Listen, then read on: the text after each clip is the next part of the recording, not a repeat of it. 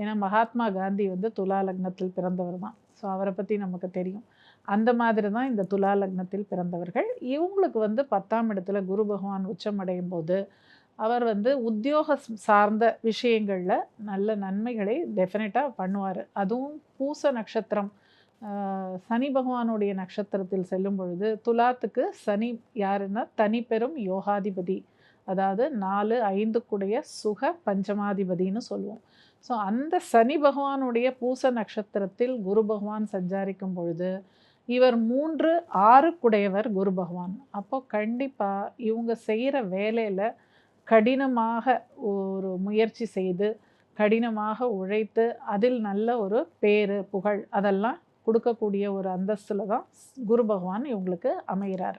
VCura Wellness, Advanced Scientific Slimming, no pain, no surgery. Any weight loss, இன்னும் smarter.